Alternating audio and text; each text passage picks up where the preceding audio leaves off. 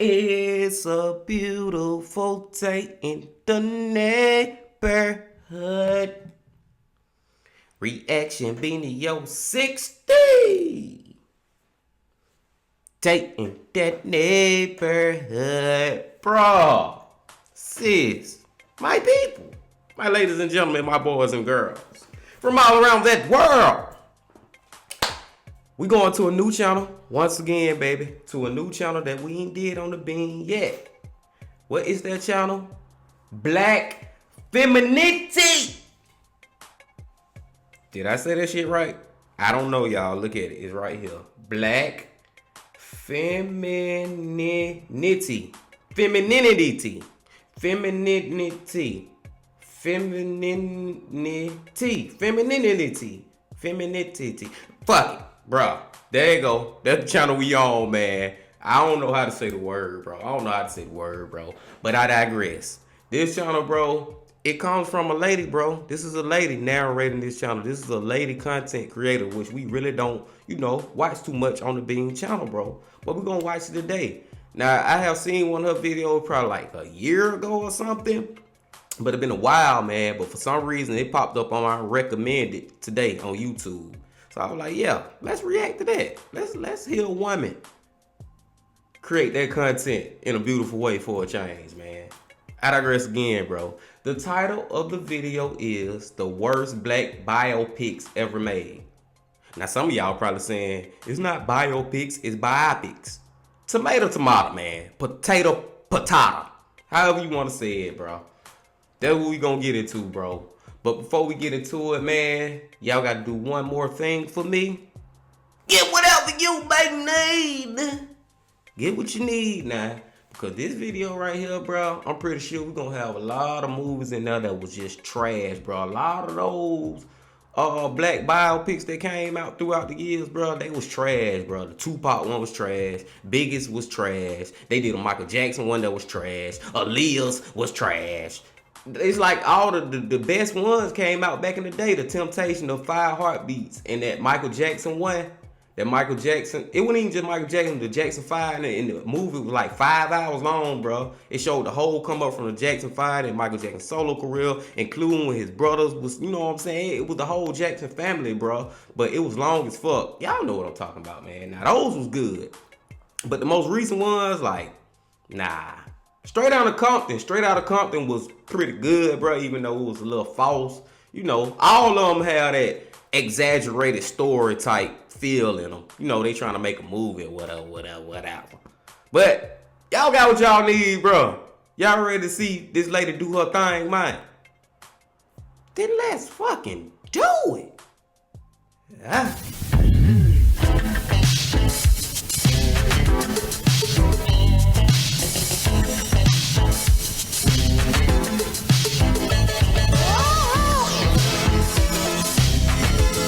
Missy.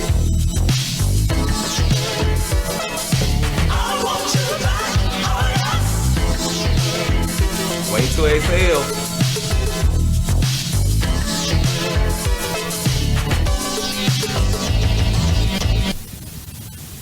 A biopic or biographical film is a film that chronicles and dramatizes the life of a non-fictional or historical person. The popularity of biopics has grown significantly in the last 20 years because Hollywood loves to cash in on dead celebrities. Some movies are well received by the public while others are seen as just a mockery and are highly criticized. Here are 5 of the worst black biographical films of all time. Oh, she's just doing 5 of them. It's more than 5, but let's see these 5 that she got on this list. Let's go.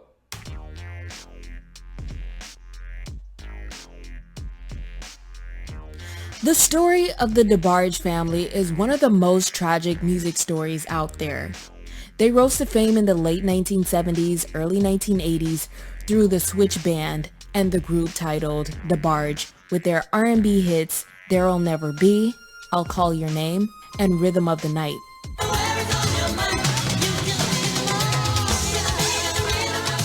But the personal lives of the siblings were filled with addiction and incarcerations. The African-American adult channel TV1 is best known for their 13-year-long black music documentary program titled Unsung. The franchise is so successful that they launched the Hollywood version, and then in 2015, TV1 announced another spin-off, the Unsung Films, which would produce made-for-television movies / biopics. The network aired their first installment, Love Under New Management, The Mickey Howard Story, on the network on June 12, 2016, and then came The Bobby DeBarge Story, produced by Swirl Films. The film chronicles the life of the oldest sibling and founder of the DeBarge Group. He served as both the producer and mentor for his siblings. And throughout his career, he struggled with substance abuse, then got busted for trafficking in the late 1980s. He died at age 39 from AIDS-related complications in 1995. The biopic was written by Norman Vance Jr. and directed by Russ Parr.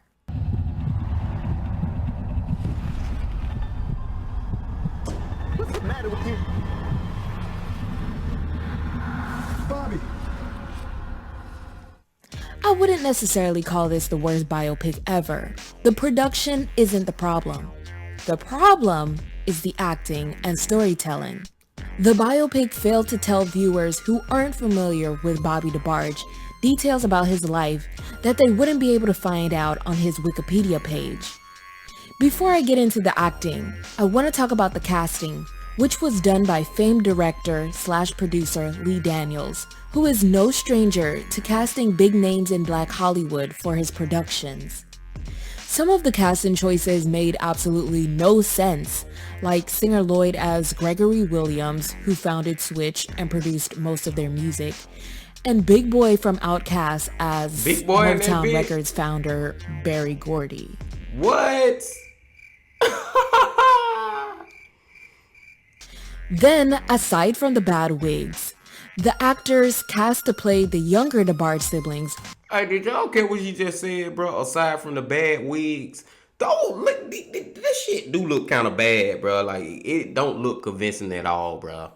That shit look like just somebody just put a pile of hair on their head, bro. It don't look convincing. Let's go.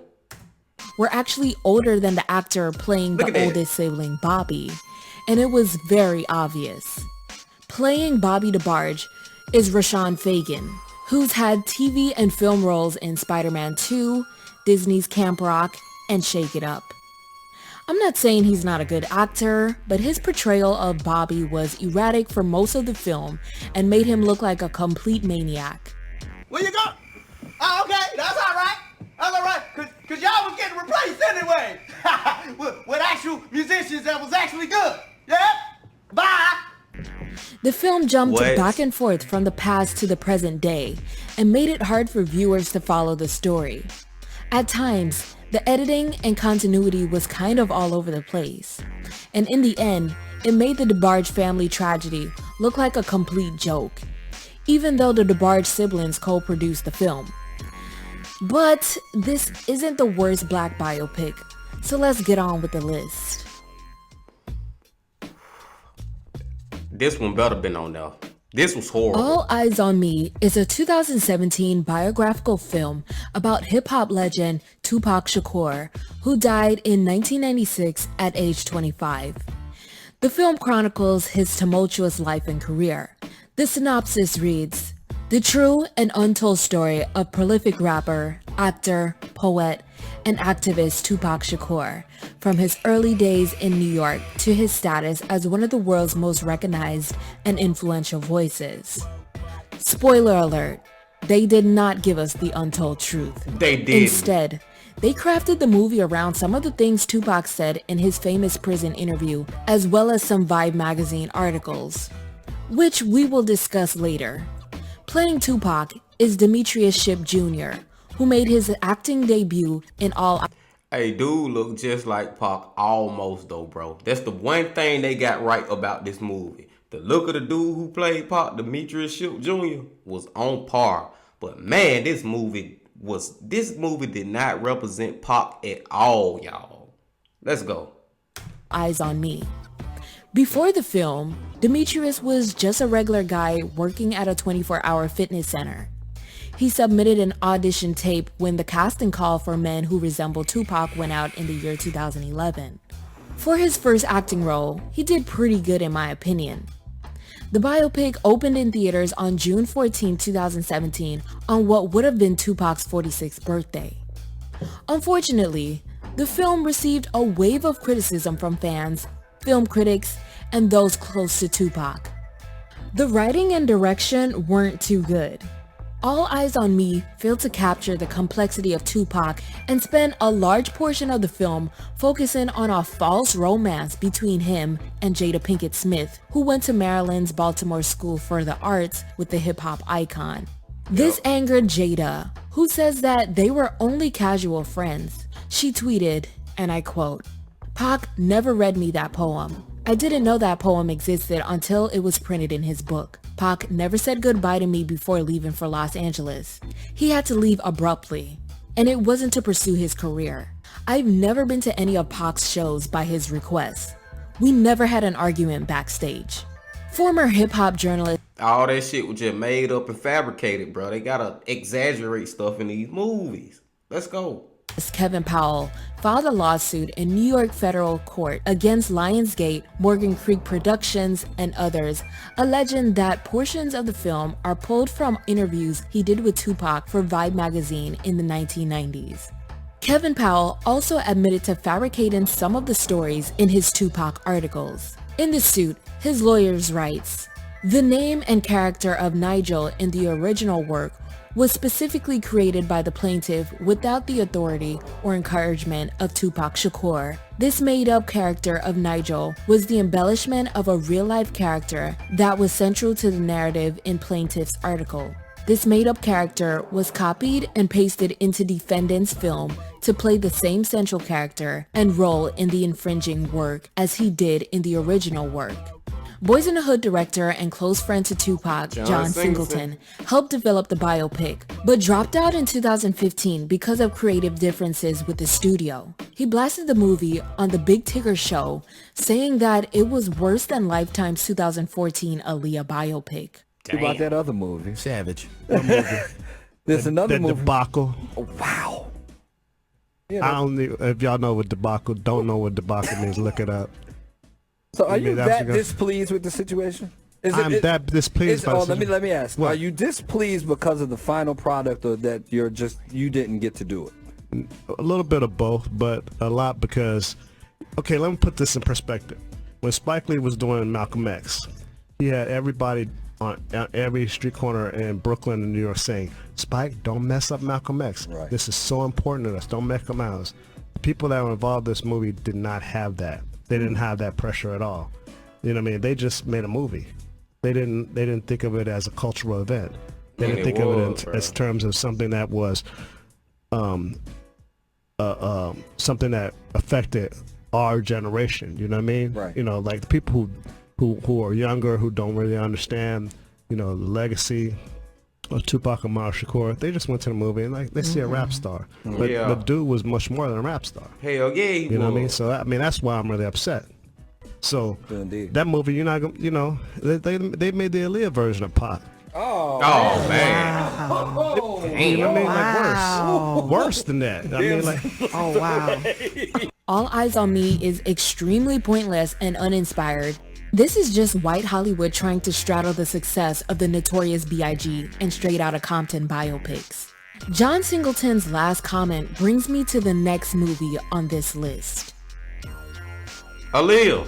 But before we go to Aaliyah, bro, I got one more thing to say about Pop. John Singleton, I don't know if he would have made a better movie, but I know it's damn near for a fact. Cause he was writing the script at first, bro. He was a part of the movie at first, but he had some shit in there of Pop getting raped in jail. He had a scene in there like that. Now, if you don't know about Pac, bro, all I can tell you, Pac never got raped in jail, bro. That shit is completely false, fabricated. So his movie would have had some bullshit in it too. His shit would have had some bullshit in it too, bro. And the last thing about Pac, bro, is all the people out there who don't know about Pac, all the young whippersnappers, don't go watch that movie. Go on YouTube, man, and just search Pac interviews and just do your research like that, man. You will be like, whoa, okay, this who this guy really was. I digress. Let's go to Aaliyah, trash ass biopic. Aaliyah, the Princess of R&B, is a 2014 made-for-television biographical film about American R&B singer and actress Aaliyah, who tragically died at the young age of 22. The film was directed by Bradley Walsh and based on the biography Aaliyah, More Than a Woman by Christopher John Farley. It premiered on Lifetime on November 15, 2014, and faced intense criticism from viewers and people close to the singer. But before I get into the film details, I just want to remind everyone that the film was doomed from the very beginning. The family of the singer didn't think that Lifetime was the best company to produce a film on her. And her uncle Barry Hankerson, who controls the rights to her masters, also refused to authorize the use of her music in the film. There were numerous reports about possible biopics about the life and career of Aaliyah for several years. But it wasn't until 2014 that a film would actually start making its way off the ground. Actress and dancer Zendaya was chosen to star in Lifetime's original movie after she was seen paying homage to the singer a few times. Zendaya was set to record 4 of Aaliyah's songs for the film. This decision caused intense backlash. What? Bro, I never knew nothing about this because I never even wasted my time watching this, bro. From just seeing the trailers and just hearing people talk about it, I'm like, no, I'm not going to even watch this disrespect of Aaliyah. But, bro, I did not know that the dude, he ain't authorized them to use Aaliyah actual music. So she went in the studio and recorded it with her voice. She was trying to act like Aaliyah? What? Oh, my Lord. Let's go.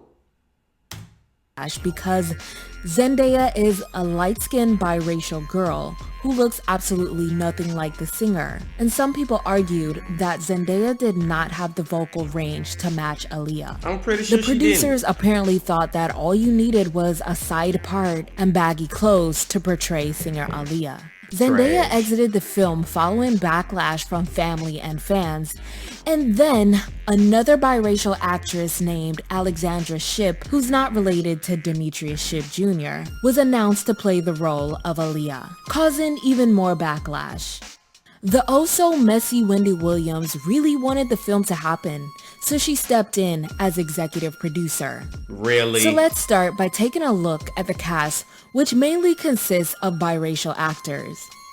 Aaliyah and her brother Rashad weren't dark-skinned, but they also didn't look mixed or biracial. So the casting of mixed-race actors for younger Aaliyah, younger Rashad, adult Aaliyah, and adult Rashad is very confusing. It's odd. The actors cast to play Missy Elliott and Timbaland were also pretty light in complexion. But I'm sure most black people are very aware of the biracial fetish that Hollywood has. But that's a totally different video. Anyway, Alexandra Shipp is not that great of an actress. Her dancing in the film wasn't too good, and neither was her singing voice.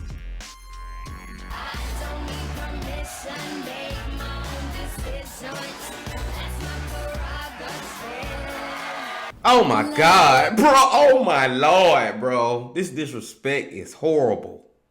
This disrespect is horrible. Let's go. Let me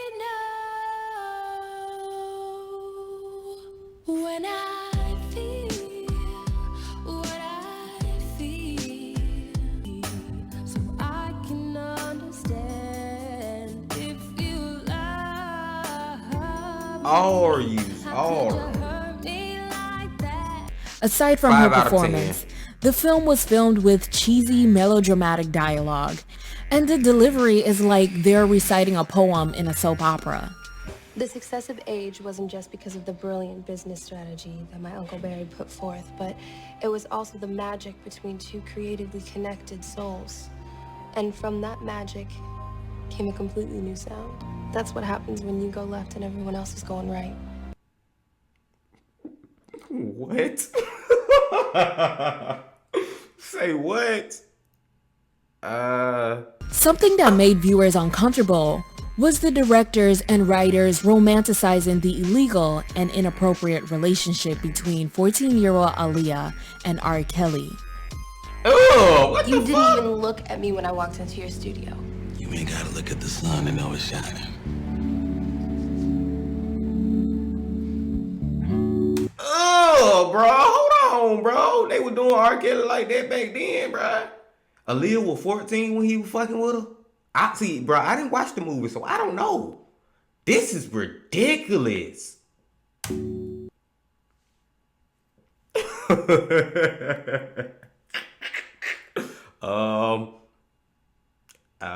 The movie also credited him for giving her confidence. Apparently, R. Kelly upgraded her style by just handing her a pair of his sunglasses.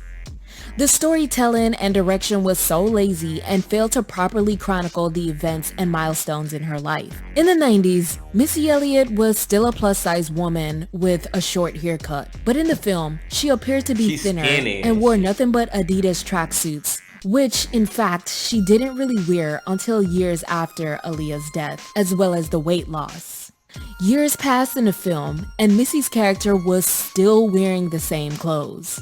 The movie made the obnoxious Damon Dash look like Prince Charming and her protector. And I also forgot to mention that his character was also played by a biracial actor. dude. The What film is the so fuck? bad and there's so much to be said about it. But it was deeply hurtful to people close to the singer, who urged fans not to support it. This is a Lifetime production, so we shouldn't expect too much considering some of the biopics produced by them. After Alexandra Shipp's performance in the movie, I question how she was able to book more acting gigs. A second Damn, she Aaliyah was gone. biopic was said to be in the works, starring social media Oh, comedian no. B. Simone as the lead singer, but that never came to fruition. No, we don't need After no seeing more. these clips, I'm actually happy that movie didn't happen. Me too.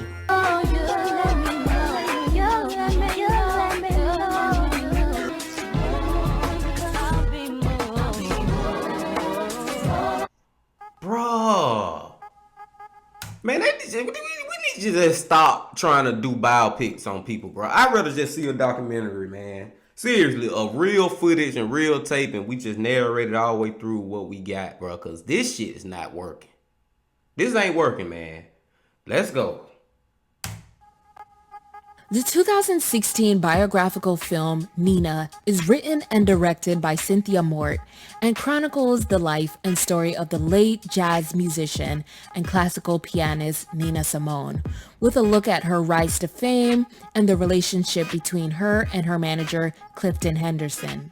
The film stars David Oyelowo, Ella Thomas, Mike Epps, and, Epps. wait for it, Zoe Saldana as Nina Simone. What? The film is just wrong on so many levels, so let me do a quick breakdown.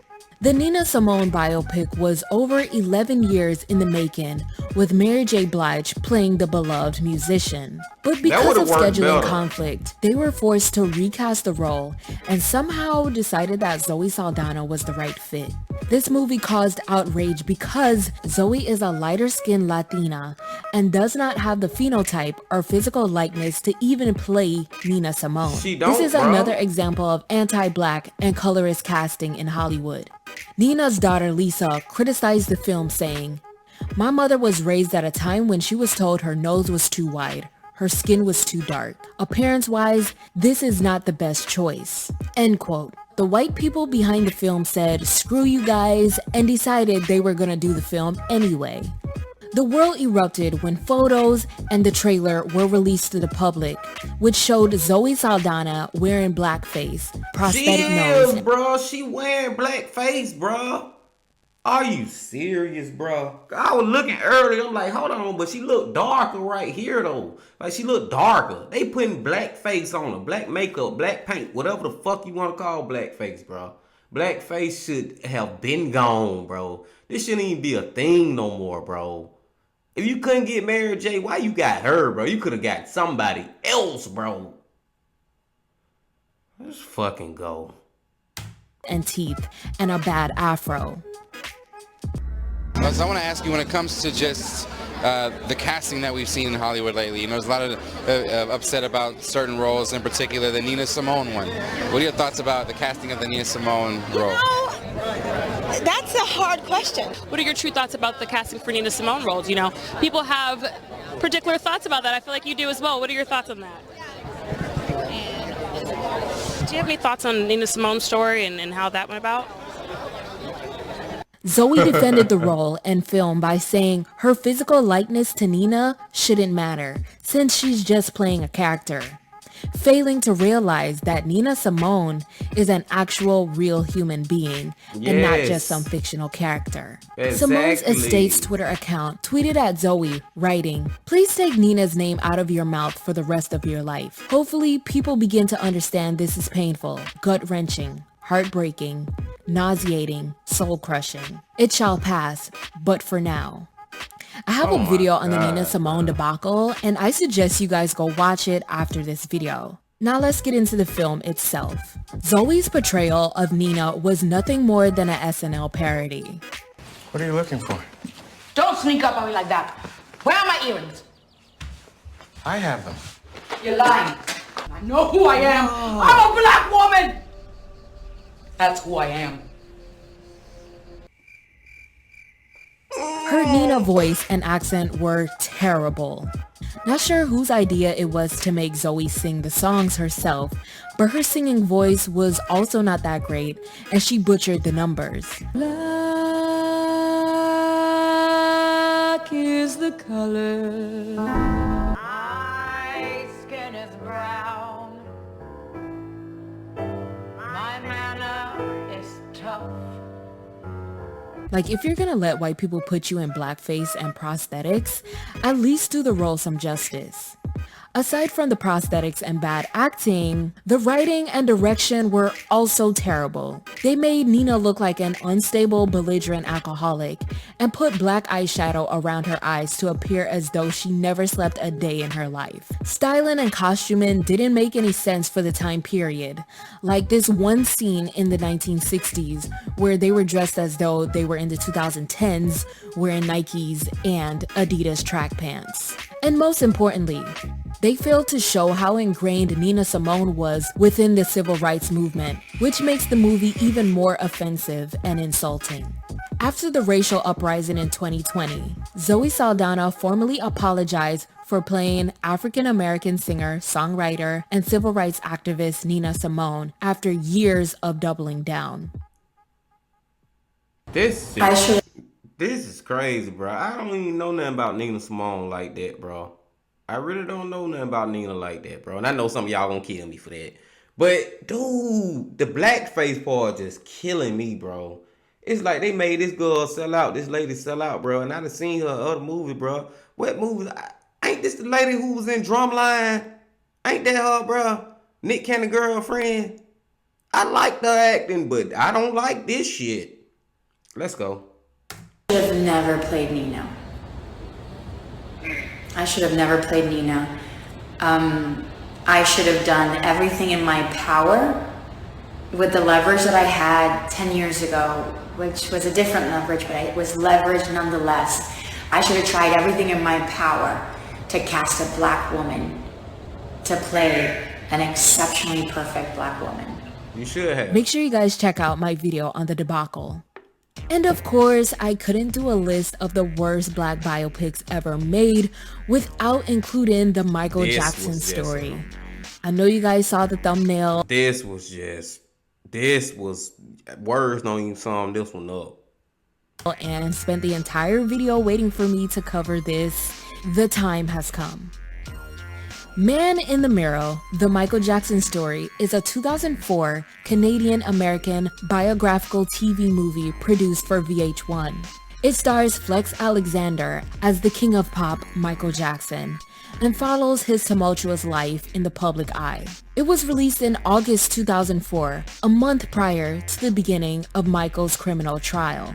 I don't really know what to say about this film other than this is a complete joke and mockery of Michael Jackson. It is. And quite frankly, I don't even know where to start. I don't know where to start. Prince. Mother, Somebody tell get me Paris something. and What's Prince. going on? Get them out of here. I don't want Yes, them to see this. Okay, come on. Start packing. We're going back to Neverland. Bobby, I can't bring another child into this world. Call the lawyers. Cancel the surrogate. It's too late, Michael. She's already pregnant. Look at this, Bobby. Look at this.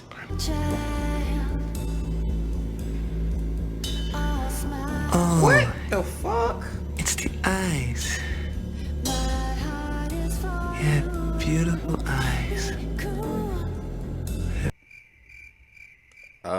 The acting, the dancing, the wardrobe, and the horrendous talcum powder makeup made people question whether the film is a parody. The storytelling is just bad. When the film was released, Michael Jackson himself spoke out and blasted the film. In an interview with Hip Hop News Uncensored, Flex says he took the role because they offered him a good amount of money, but now says years later, he's able to laugh at himself in the film. Please leave some names of other bad biopics in the comments below, like this video, and subscribe to Black Femininity TV for more content. Bruh, she ain't spend that much time on that last one with that Michael Jackson. Dude, do not even go. Don't never in your life go watch that movie, bro. Don't go watch none of these movies, bro. For real, bro. You really wasting your time on that shit. Go look up the person, the musician, the artist who actually is doing this shit. Like, you know what I'm saying? Go look them up, bro. Go look these people up that this movie is portraying. You know what I'm saying, bro? Go look at the real deal, bro. Lord have mercy, bro. And then it was like with the Michael Jackson one, it's like they almost like giving him like a white face, powdery face, like she said, or whatever. Like, what are y'all doing, bro? What are y'all doing, bro? I don't know, bro. That was good, though, man. She did a great job, bro. I enjoyed it. It was just crazy. We got to come back to her. But before we go back to her, I got to let y'all go. But before I let y'all go, I got to say one more thing. The Bean, the baby! Legend.